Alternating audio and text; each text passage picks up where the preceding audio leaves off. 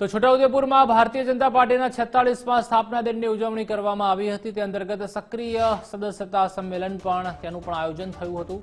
જિલ્લા સંગઠન પ્રભારી રમેશભાઈ ઉકાણી, લોકસભા સાંસદ જસુભાઈ રાઠવા, ધારાસભ્ય રાજેન્દ્રસિંહ રાઠવા, જિલ્લા ભાજપ પ્રમુખ ઉમેશભાઈ રાઠવા સહિત જિલ્લા તાલુકાના હોદ્દેદારો તેમજ અન્ય મહાનુભાવોની ઉપસ્થિતિમાં સંમેલન યોજાયું હતું। મહત્વપૂર્ણ છે કે 6 એપ્રિલના રોજ ભારતીય જનતા પાર્ટીની સ્થાપના થઈ હતી। ત્યારથી લઈ આજ દિન સુધીની પાર્ટીની વિકાસ ગાથા ઉપસ્થિત મહાનુભાવો દ્વારા સક્રિય સદસ્ય સમક્ષ મુકાઈ છે। પાર્ટીને વધુ મજબૂત બનાવવામાં માર્ગદર્શન આપી જરૂરી સૂચનો સાથે સક્રિય રીતે વફાદારીથી આવનારી ગ્રામ તાલુકા જિલ્લા પંચાયતની ચૂંટણીની તૈયારીઓમાં લાગી જવા આહવાન કરવામાં આવ્યું હતું।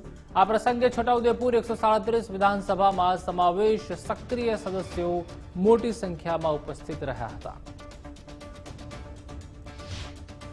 भारतीय जनता पार्टी स्थापना दिन निमित्ते आजना दिवसे आ छोटाउदेपुर विधानसभा सक्रिय कार्यकर्ता सम्मेलन योजवामां आव्युं हतुं। एमां अमरा जिल्लाना प्रमुख श्री, सांसद श्री जसुभाई, धारासभ्य श्री राजूभाई अने आ विधानसभामां रहता जिल्लाना अने तालुकाना जवाबदार कार्यकर्ताओ हाजर रह्या अने सक्रिय सभ्यो हाजर रह्या।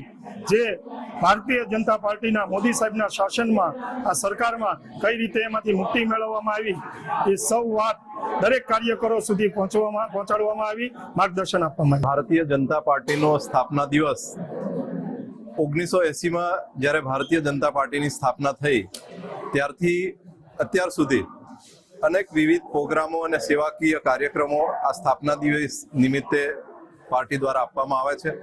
આ વર્ષે પણ 6 એપ્રિલથી 14 એપ્રિલ સુધી વિવિધ કાર્યક્રમો અમે ઉજવવાના છે। એના ભાગરૂપે ગઈકાલે દરેક કાર્યકર્તા પોતાના ઘર ઉપર ધ્વજ લહેરાવી અને એ કાર્યક્રમ કર્યો।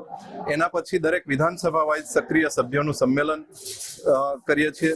એના પછી ગાંવ ચલો અભિયાન અને ડોક્ટર બાબા સાહેબ આંબેડકરની જન્મ જયંતિ, આ રીતે અમારા પ્રોગ્રામો છે। એમાંનો એક ભાગ રૂપે આજે 137 છોટાઉદેપુર વિધાનસભાનું સક્રિય સભ્યોનું સંમેલન થયું।